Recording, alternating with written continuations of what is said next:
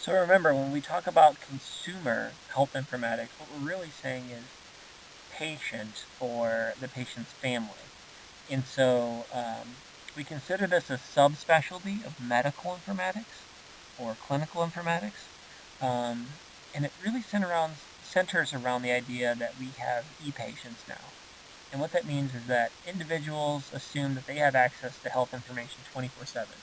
And by health information, this could be them looking up information about a diagnosis or testing options online, or access to their record online through a personal health record or a patient portal offered by their provider or hospital. And these patients expect to be partners in healthcare decision making. Right, the first thing we need to talk about is the concept of health literacy, which is the ability to use health information to make informed decisions regarding your care. And my note on this is that this is different than computer literacy and different than information literacy.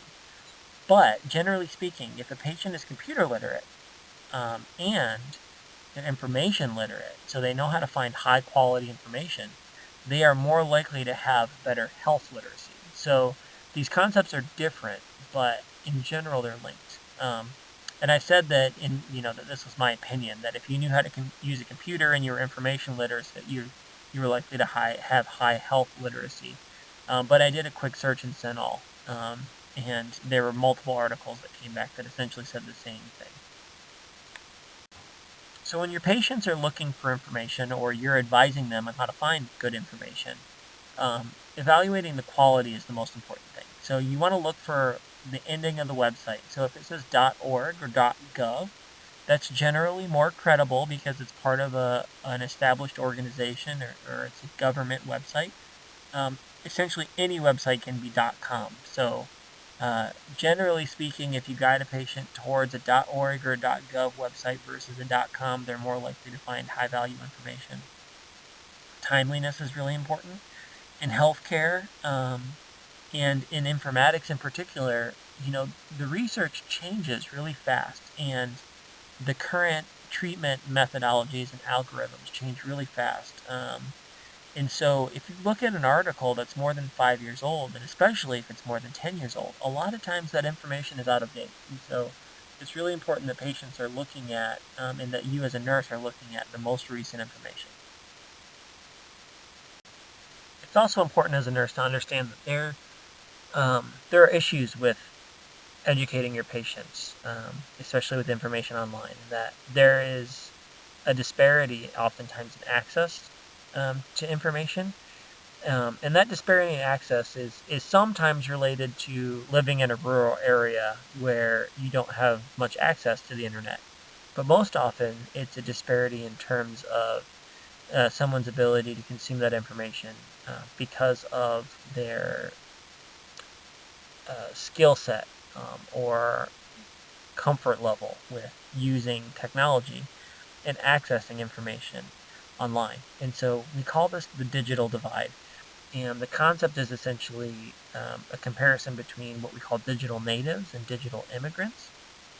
And so there's a non-research based article that I've linked here from the Huffington Post, and it's just a quick overview of what those concepts mean. But essentially, there are major issues in terms of disparity, in terms of ability to access information between people who grew up with technology and have only lived in a world where they use technology, and people who didn't grow up with the technology and started to adopt it later in life. And there are differences between those people and their ease of use with these tools.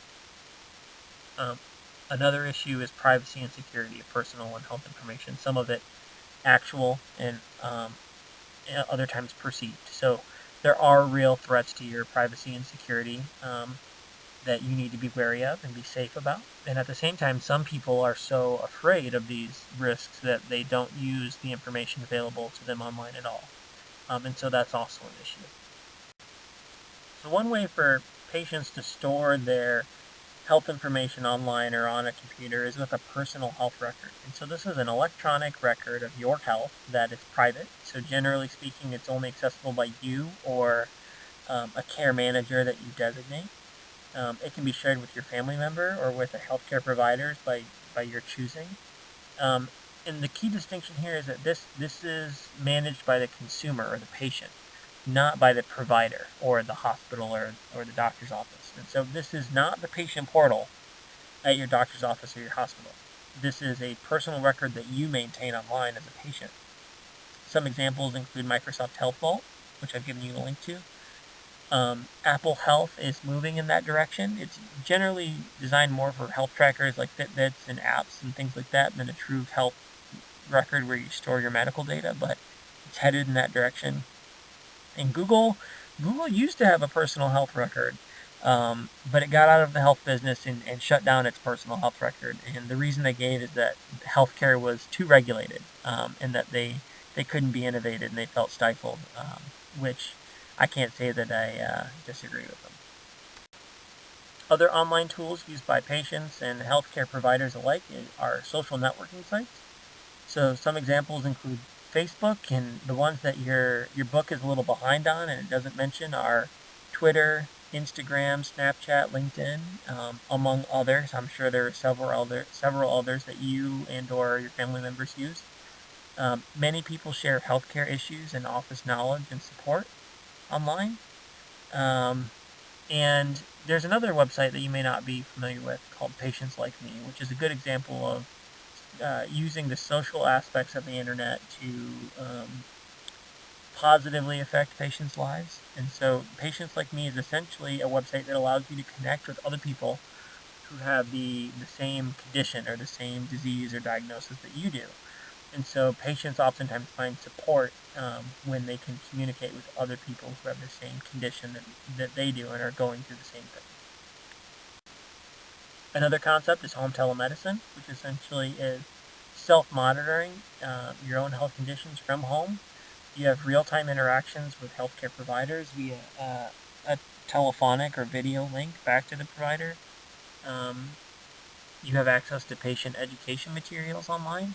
You can do vital sign monitoring. Oftentimes this is done through a device that you take home with you that sends wirelessly data back to your provider and or hospital. Many times these are things like weight readings or blood pressure readings, or even blood sugar readings.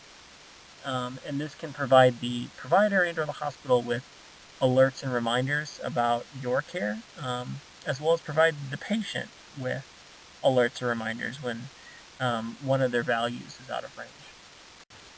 Many patients use smartphones as part of their health plan, and this is especially true now that iPhone is sort of taken the dive into health-based apps, and an entire suite of technology related to health applications. And so patients can keep diaries related to health on their smartphones. They can keep schedules for perhaps their medications. They can set up automatic reminders and or action plans related to healthcare. They can store their patient data on their phone or online. And they can access their web portal for their patient portal through their doc or their hospital, or even access their personal health record online via their smartphone. So here's a quick table from your book that shows variables associated with patient acceptance of consumer health information or informatics. And so I think that this table is fairly interesting if you can give it a quick read. And it'll say that age showed no consistent association with acceptance. However, there was evidence that older adults had less acceptance, which I find to be a contradictory sentence where they say age had no association, but there was some evidence. So there was apparently some evidence, but it wasn't overwhelming enough to say that age has a direct effect. Gender or sex had no effect. Increasing levels of education and prior exposure increased acceptance. Another thing that's important to show is that users at home were more accepting of consumer health informatics than those in nursing homes. Satisfaction with medical care services was associated with increased CHI acceptance. There was perceived anxiety associated with computer use and was associated with less acceptance. So those are all things that probably seem fairly self-explanatory, but I think having them mapped out is helpful. It's also important to note that these relationships are correlations and not causal.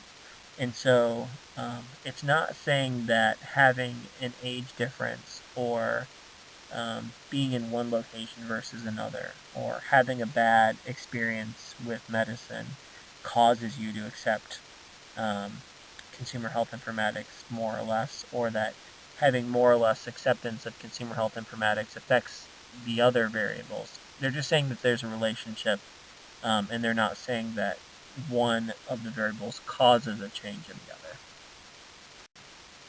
And finally, future directions. Personal health records are going to put health information in the consumer's hands. And so, in other words, that's a shift that's still ongoing in terms of making the patient the owner of the record and not their doctor's office or their hospital.